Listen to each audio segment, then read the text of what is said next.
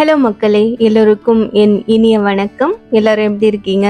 நல்லா இருப்பீங்கன்னு நம்புறேன். கோவில்கள்ல பிரசாதமா கொடுக்கக்கூடிய புளியோதரைனா எல்லாருக்குமே ரொம்ப பிடிக்கும். அந்த மாதிரி ஒரு புளியோதரையை நம்ம வீட்ல எப்படி செய்யறதுங்கிறத தான் இன்னைக்கு பார்க்க போறோம். புளியோதரை செய்யறதுக்கு ஃபர்ஸ்ட் நம்ம புளி ஊற வைக்கணும்.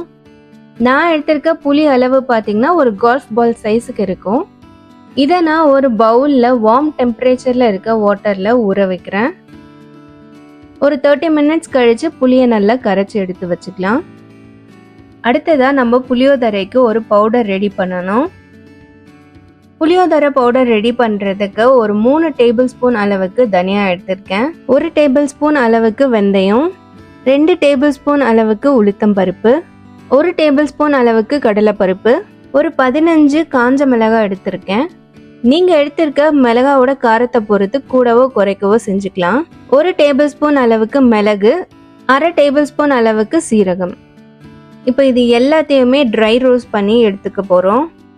இது எல்லாத்தையுமே தனித்தனியா தாங்க வறுத்து எடுக்கணும். ஒன்னா போட்டு வறுத்தோம் அப்படின்னா ஒரு சிலது சீக்கிரம் வறுபட்டுரும், ஒரு சிலது கரிஞ்சு போயிடவும் வாய்ப்பு இருக்கு. மிளகாய் பார்த்தீங்கன்னா காம்போட தான் சேர்த்து வறுக்கிறேன். அப்படி இல்லைன்னா இந்த சீட்ஸ் எல்லாம் வெளியில கரிஞ்சிரும். அதே போல் நெடி அடிக்கவும் ஆரம்பிச்சிரும். மிக்சியில் போட்டு அரைக்கிறதுக்கு முன்னாடி இந்த காம்பெல்லாம் நம்ம எடுத்துடலாம். அதே போல் தனியாக தனியாவை போட்டு வறுத்து எடுத்துடலாம். பாருங்களேன் எவ்வளோ ரைமிங்காக வருது.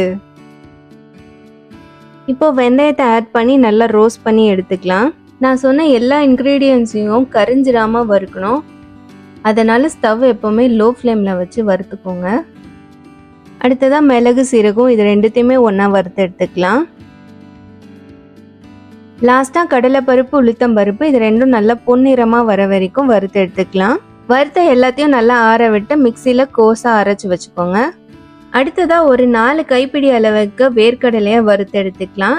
இதை நம்ம பொடி பண்ண போகிறது கிடையாது. புளியோதரை மிக்ஸ் செய்யும் போது இதையும் நம்ம ஆட் பண்ணிப்போம். வேர்க்கடலையை நல்லா கிறிஸ்பியாக வறுத்துக்கோங்க, அப்போ தான் டேஸ்ட்டு சூப்பராக இருக்கும். இப்போ நான் சொன்னது எல்லாமே பார்த்தீங்கன்னா புளியோதரை மிக்ஸ் செய்கிறதுக்கான ப்ரீ ப்ராசஸ் தான்.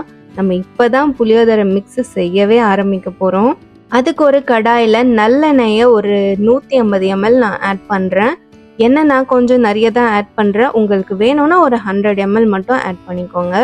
எண்ணெய் காஞ்ச பிறகு 2 ஸ்பூன் அளவுக்கு கடுகு, 2 ஸ்பூன் அளவுக்கு சீரகம் ஆட் பண்ணியிருக்கேன். வெந்தயம் ஒரு 1/2 ஸ்பூன் அளவுக்கு ஆட் பண்ணிக்கலாம்.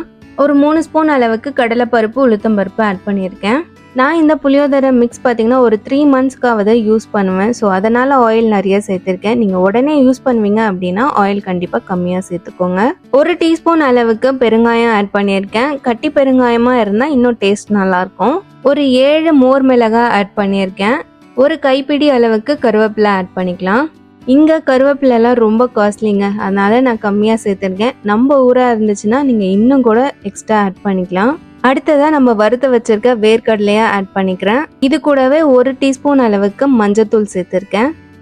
இதுதான் ரொம்ப த்ரில்லிங்கான இடம். நீங்கள் புளி கரைசலை ஊற்றும் போது கொஞ்சம் பார்த்து பக்குவமாக ஊற்றணும். ஸ்டவ்வை நல்லா லோ ஃப்ளேமில் வச்சுட்டு கொஞ்சம் கொஞ்சமாக ஊற்றி மிக்ஸ் பண்ணிகிட்டே இருங்க. சில நேரங்களில் நுரைச்சி அப்படியே மேலே பொங்கி வரும், அதனால பார்த்து கேர்ஃபுல்லாக ஊற்றணும். அடுத்ததா இந்த புளியோதரை மிக்ஸுக்கு தேவையான அளவுக்கு உப்பு ஆட் பண்ணிக்கலாம். நான் 2 டேபிள் ஸ்பூன் அளவுக்கு ஆட் பண்ணியிருக்கேன். இப்போ இந்த புளி மிக்ஸை நல்லா கொதிக்க விடுங்க. ஒரு 20 நிமிஷத்துக்கு கொதிக்கட்டும். இது நல்லா கொதிச்சு வந்ததுக்கு அப்புறமா நம்ம அரைச்சி வச்சிருக்க பொடியை இதில் ஆட் பண்ண போகிறோம். நம்ம அரைச்ச மொத்த பொடியும் இதில் ஆட் பண்ண போகிறது கிடையாது. ஒரு 3/4 அளவுக்கு மட்டும்தான் ஆட் பண்ண போகிறோம். ஒரு 5 டேபிள் ஸ்பூன் அளவுக்கு இந்த பொடியை நம்ம இதில் ஆட் பண்ணிக்கலாம். இந்த பொடியை கொஞ்சம் கொஞ்சமாக ஆட் பண்ணி நல்லா மிக்ஸ் பண்ணி விட்டுட்டே இருங்க. இந்த பொடி எக்ஸ்ட்ரா வேணும் அப்படின்னா கூட அரைச்சி வச்சுக்கலாம். நம்ம எப்பெல்லாம் புளியோதரை செய்கிறோமோ அப்பெல்லாம் இதை போட்டு மிக்ஸ் பண்ணிக்கலாம்.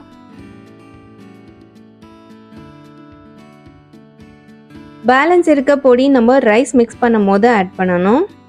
இப்போ இந்த புளி தொக்கு பார்த்தீங்கன்னா அந்த புளியோட ரா ஸ்மெல் எல்லாம் போயிட்டு ஆயில் செப்பரேட் ஆகி நல்லா ஒரு திக் பேஸ்ட்டாக வரணும். அது வரைக்கும் குக் ஆகட்டும்.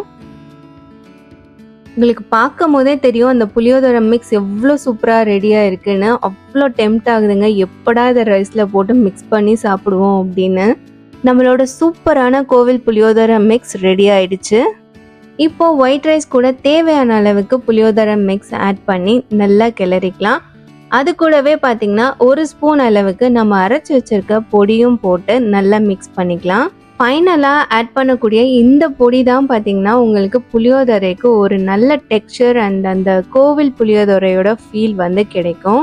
அவ்வளோதாங்க, கோவில் புளியோதரை சூப்பராக ரெடி ஆயிடுச்சு. இந்த ரெசிபியை உங்கள் வீட்டில் நீங்களும் ட்ரை பண்ணிட்டு எப்படி இருந்துச்சுன்னு காமெண்ட் செக்ஷனில் என்னோட ஷேர் பண்ணுங்க.